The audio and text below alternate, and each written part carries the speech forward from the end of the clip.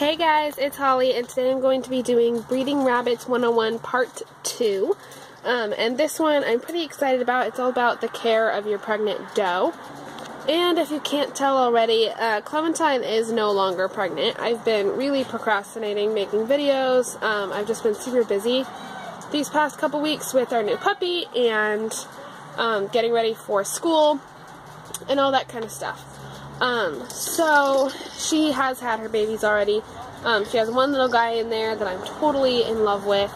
And I'm actually not going to show you him today because he's had a couple problems with staying warm.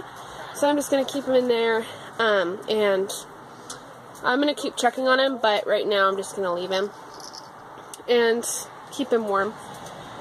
So, I'm really excited for this video, and if you can't tell too, she's like totally molting. Like, can you see like that little bald spot right there?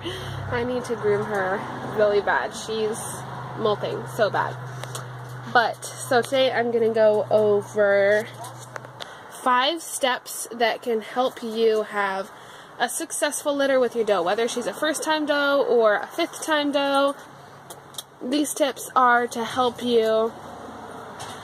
her have a successful litter. And this video has everything to do with after the breeding. So there are certain things you can do during the breeding to help your doe have a bigger litter, like getting her to breed more times.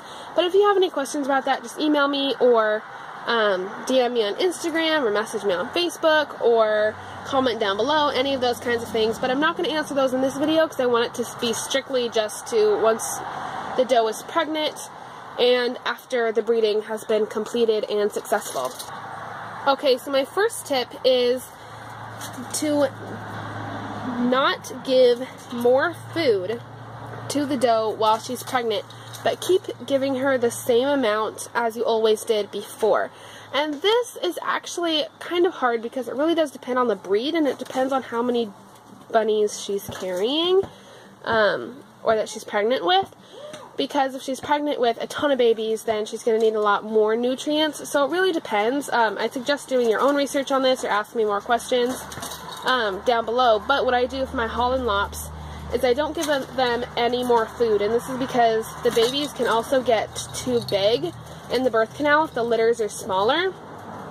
And since it's hard to predict how many babies are in each litter, I just stick with this for all my litters. And so I don't up the food amount. Even if the does seem more hungry, I'll just give them more hay, but I don't give them more food than normal, just to prevent the babies from getting too big. And for my second tip, weigh and palpate your doe at 10 to 14 days gestation, and this will help you know whether or not your doe is really pregnant. And if you're newer to palpating, you might not be able to tell the difference right away. And I actually have a video on palpating and how to find out if your doe is pregnant, and those will be in the description box below so you can check them out. They're super informative and helpful. And if you're newer at palpating, you might not feel anything right away, but I suggest palpating your buck or an unpregnant doe, and then palpating your pregnant doe right after that so you can hopefully feel a difference.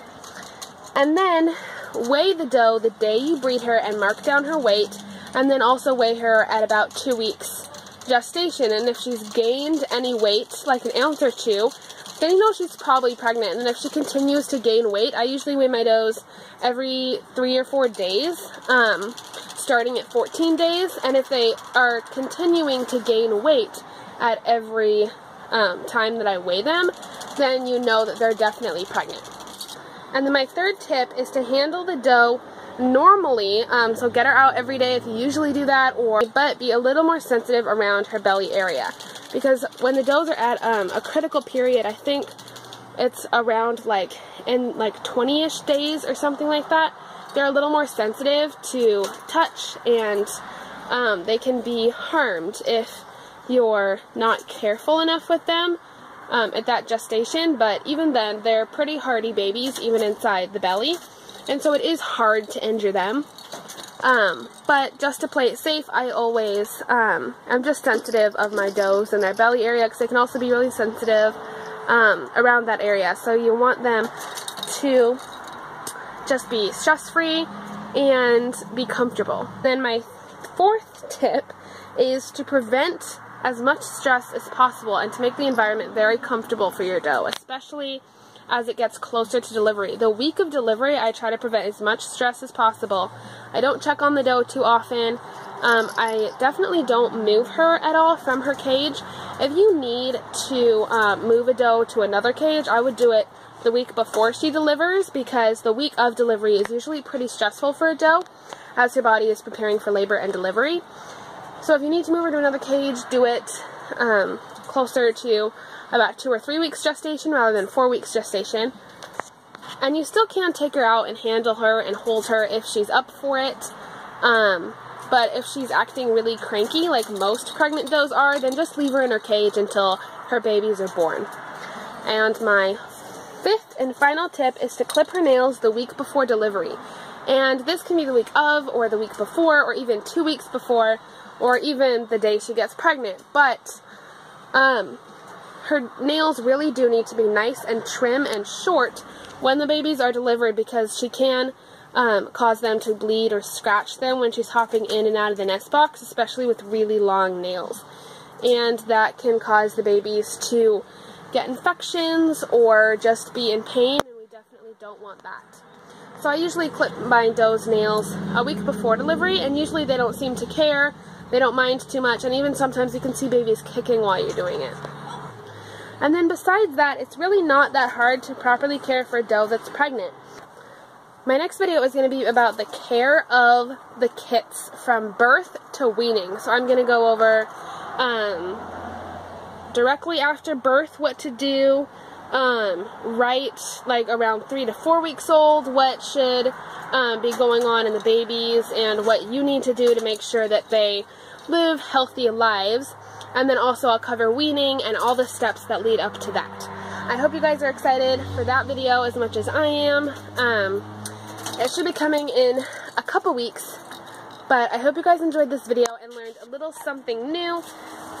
Be sure to comment and like it if you did, and if you're new, then be sure to hit the subscribe button. We'd love to get to know you, and I'll see you guys in my next video. Bye!